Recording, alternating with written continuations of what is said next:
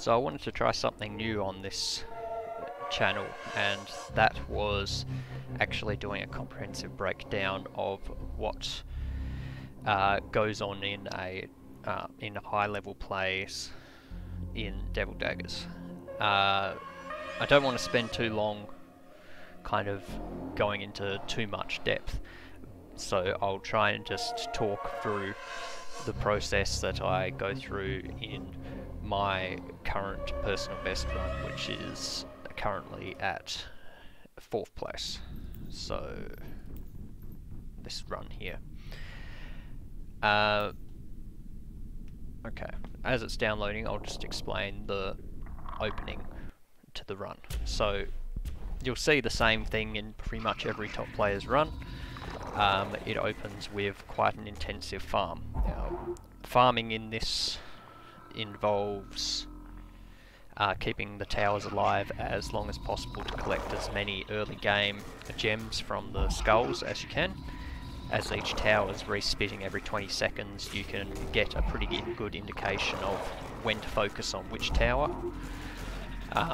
Especially helps by having the timer always up, so you've got the clear indication of, okay, now's when the tower's going to respit, seeing as it's spat first at say 14 seconds, or 17 seconds, and then 37, then 57, so on and so forth. As you're getting more towers, you've got to be keeping track of more and more, and that's where your movement becomes a lot more important.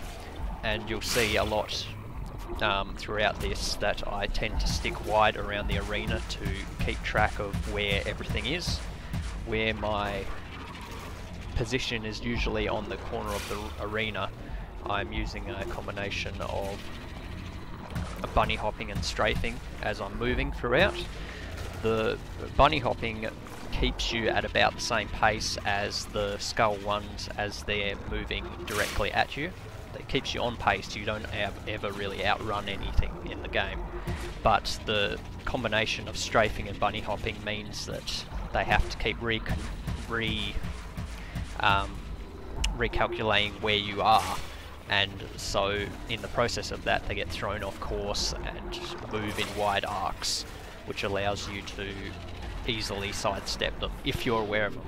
Like even here where I'm just moving in a circle back and forth, I'm well aware that there's a cloud of skulls behind me, but as long as I'm keeping moving in a predictable pattern, you know that they're not going to come out of nowhere and hit you. That's not always true. If there's a tower blocking their path, the skulls can often get thrown around in a strange direction and clip you out of nowhere, which happens a lot when you're dealing with this much stuff on screen. I realise I haven't really mentioned the movement that I did for the centipede. As is the case in like every single spider spawn, you always want to be targeting that spider first before you do anything that involves releasing gems from towers or skulls or centipedes or whatever, because the gems are very quick to despawn. They despawn after 10 seconds. I'm just going to be rapid fire trivia all the way through this most likely.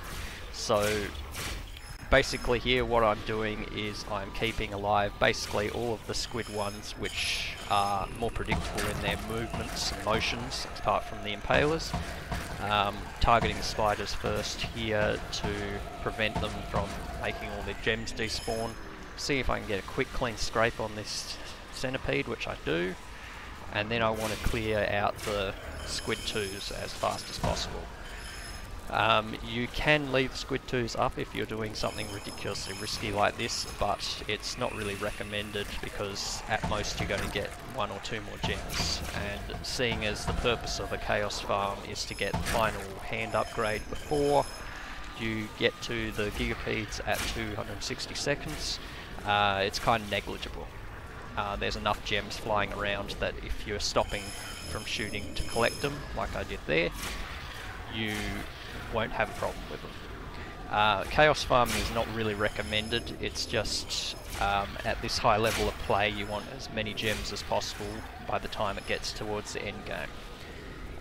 When it gets to end game, essentially what you need to be doing is focusing on the conservation of homing daggers. You can see here I got level 4 hand, and now it's just a process of cleaning up all of the skulls before the gigapedes come out at 260. Haven't even discussed shotgun tech yet, where I'm basically firing as fast and efficiently as possible with shotgun shots. I'll get into that a bit later on. So the gigapedes movement took a long time to master. You basically want to lead them on into a predictable enough position that you can move back along their belly in a simple, straightforward scrape. Like there, I missed just one gem somewhere. You want to be watching the timer to always be making sure that you stop the scrape before the spiders come and start sucking up your gems. This bit's probably where most people fall down because it's a lot getting thrown at you at once, and if you haven't killed any gigapedes, the arena is absolutely full. Again, you can see how I tend to move quite circular around the arena. The reason for that is that you want to make sure that the gigas aren't getting tangled up in the process of clearing everything out, because you want to have that easy, predictable scrape once you've got things under control. And you can see just from how much I'm throwing out at you that there's a lot to process. Like here, I'm just keeping this last squid alive because I want just one extra gem. It doesn't really matter too much, but every gem counts in optimizing your conservation later. The Leviathan, basically attacking as fast as possible with the shotgun, 6 shots on each. I tend to clear before there and then go up and clear before the squid 2 starts spitting. Now that requires very efficient tech. 99% of players aren't really going to be in the same position as that, but you know, with practice, hours and hundreds of hours of practice, you eventually get to the point where that almost becomes natural. It just depends on how much you want to commit to getting that good. Again, there you're putting 40 shotgun techs into that orb, and ideally having it destroyed before that squid 3 comes in and strikes you. Again, you can see I'm not using any homing daggers here. Process that took a long time to master. A lot of it comes down to knowing the spawns, and at this point, just before the end loop begins, you are focused on a lot of different things to kind of optimize. It's actually my weakest section is the middle of the end loop, which is between, say, 600 and 800 seconds, where I'm actually very messy. And you'll see in this run that I don't peak over 700 homing daggers, which is unfortunate, but I was saved in the end by optimizing just how many I had. Well, optimizing the usage to a much higher degree, or better degree than I would the middle of the run, where I tend to be very splurgy and forget to collect. So the Ghostpede here, some people like to try and clear it before the first end loop, which has just been, so around 450 seconds. But it's actually a lot cleaner to do it just before 500, as you get a little bit of breathing space. And now we're into the proper end loop. So the end loop is just a series of spawns where you get one squid 1, one squid 1, one squid 2, and then you get the spawn of 2 squid 1s, 1 squid 2 and 1 squid 1, and a squid 3. Then you get, depending on which loop it is, a gigapede or a ghostpede, 2 spiders and a spider 2. Then you get 3 thorns and 2 more spiders. And then the loop repeats itself. The loop starts out at about 50 seconds for a loop. By the time you're getting towards 1,000 seconds, it's down to 14-15 seconds per loop, which means that in the process of moving through the loops you have to rearrange the strategies that you're using to deal with each section. So here I can pretty much keep on top of them by just teching as fast as possible. And there I almost forgot to stop shooting to collect some gems.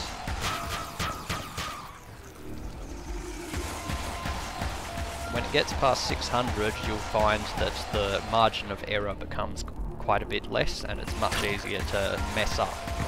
What I'm ideally trying to do in these loops is when I clear the first lot of spiders and the thorns are spawning in, I'm trying to get a full clear on the gigapede and collect all the gems that it drops, as well as killing it before the second lot of spiders show up. Now the margin of error there is pretty low in this one, and much lower on the second gigapede at 670. You can see here doing the scrape as the thorns are spawning in. Success. Collected. Now I clear the thorns and the spider, and we get up to the next loop. Get the spawns. Here comes the next one. Now again, I can just keep up with this by teching, and you can see why I've got the lowest accuracy in the top 10 by just shooting recklessly into the abyss. My technique is more you have a higher damage output but your accuracy is miserably low. And you can see here I messed up and missed a few. Spiders got a hold of some eggs, but I managed to recover just in time. Now I'm still not using homings. My goal in a general run is to go up to 720 seconds without having to use any. And as soon as you start using them, the RNG of the game starts to become a bit more apparent, because the homings are there to essentially clear towers before they start spitting skulls everywhere all over you. And the point that you use them is right here, just before you get the double spawns of towers and before the Squid 3 shows up. And you can see they did reasonable work there. Stop to collect the gems and continue on, teching away the spiders. I don't go for a scrape now because the margin of error is way too small before the next spiders, so I focus down the thorns and the spiders before focusing on the giga. I don't use homings before the giga scrape. I just go through, do a proper scrape, then aim my put my aim back towards the giga when I spray some homings off. Now I'm not using a great deal, as this is still where you want to be gaining in homings. You don't want to be dropping your quota before 800s. Again, focusing spiders before the giga. Go for another scrape, and you can see that the tower spawns between them make it very dicey when you're moving backwards. Again, spraying off homings everywhere. The ghost peed that comes here can be dicey if the homings haven't done their job. You might be left with a lot more towers than this. I clear the first lot of spiders, then I do the scrape on the ghost, focus down the other spiders while keeping my movement going to avoid getting caught out. One homing shotgun shot onto the ground. That's a homing shotgun shot uses 30 homings, and that's basically all you need to clean up pretty well. Now the margin of error for clearing these thorns and spiders before the next wave starts pouring at you becomes less, so I shoot off homings beforehand, before a giga scrape, and then start spamming homings. Again, not too liberally, because I still want to be gaining, but this run is not the best example of, you know, flawless collection and preservation. And that was the purest example of wastage I could ever bring up, where I just shotgun 30, completely waste them by shooting them into its neck rather than into towers or something. This is probably the most annoying go speed because it's one of the last sections before you start doing proper homing scrapes on gigapedes, because again the margin of error goes so low here, and you have that much mess that you don't get a chance to kill all the thorns. I shotgun twice, 60 homings down. Focus down the spiders, collect the gems for the next spiders, as many as you can anyway. Here, it's the last time I'll do a partial scrape on the gigapede. The importance of clearing thorns is that they use 14, it takes 14 homings to kill one thorn. So in order to preserve homings, you want to make sure that you're trying to clear as many of those thorns as possible. So now I run across, and as I'm running I use a right click instead to clear the gigapede with homing daggers. Again, quickly moving around in a circle, keeping the skulls off me as I focus down the ghost. It's 90 there, so 3 homing shots, probably pretty excessive for this. Next lot of spiders, and now you can really see the waves are picking up. So got 2 thorns, the spiders. You can see how I'm moving my mouse directly along the axis of the gigapede. So that helps the homings be directed directly into them, rather than flinging themselves away and being wasted. Sometimes the giga will block the thorns, and that makes it more difficult to deal with them. You can see there I almost got headbutted, but fortunately my aim was on point enough. I'm going to slow it down here, so I can spend a bit of time explaining what's going on, because up to this point it's been easy, I suppose. So I know that the queue is about 1,000 seconds and the next towers are going to be spitting behind me. As soon as that ghost goes down, shotgun 90.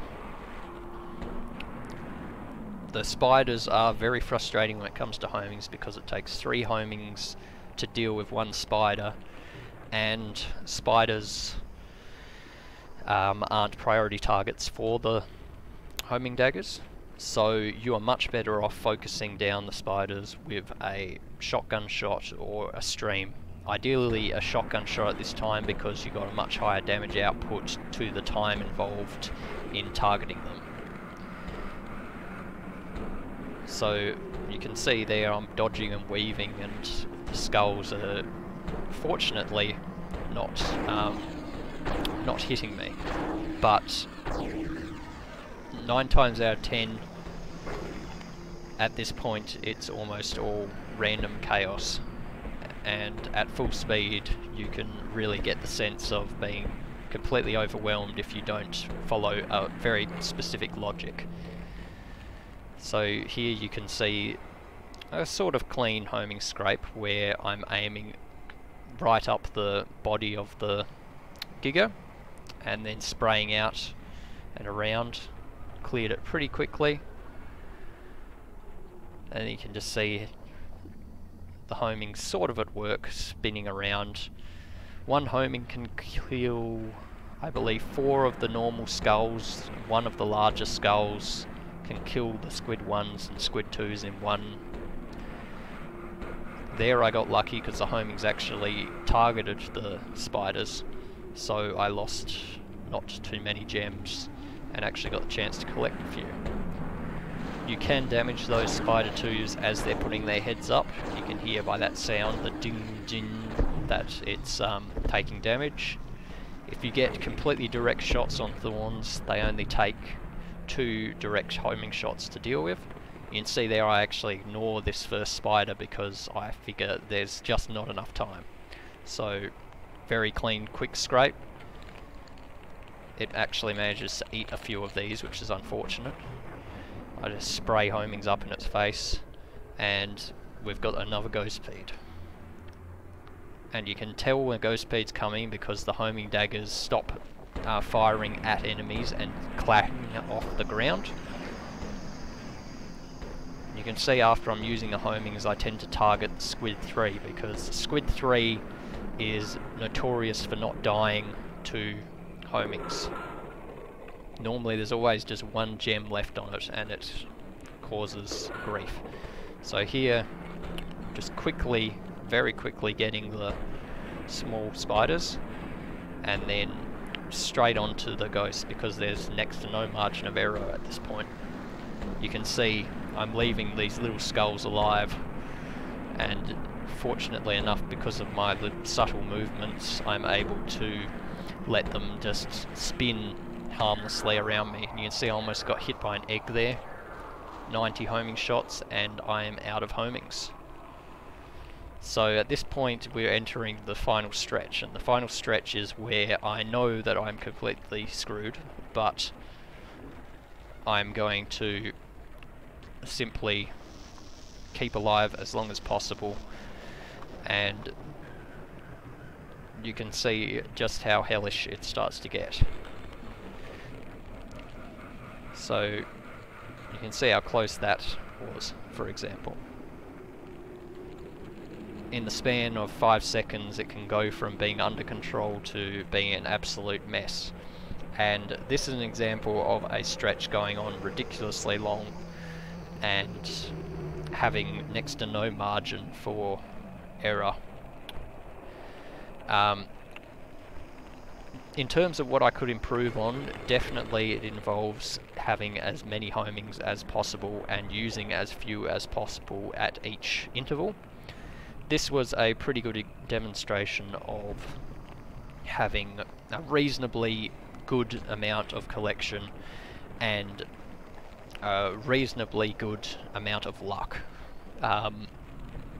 Especially for this ending stretch here, which I've had many similar stretches which have been cut short, as you can see by just how much is on the screen, such as this skull right there that I managed to save myself from.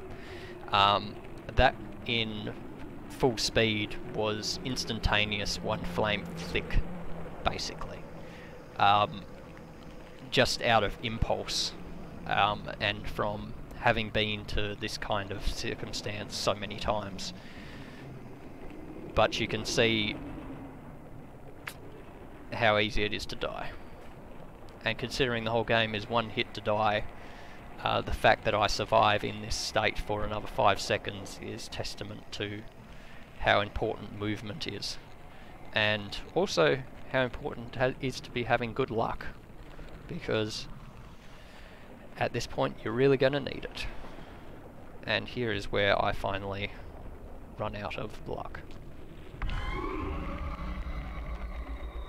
You can see from the top down just how full the arena was, and ultimately it's not expected that you can get to this point. I mean, the developer obviously didn't intend for anyone to get to this state, but seeing as it is possible, hopefully this explanation has sort of explained, at least partially, what is involved in the process of tackling this game.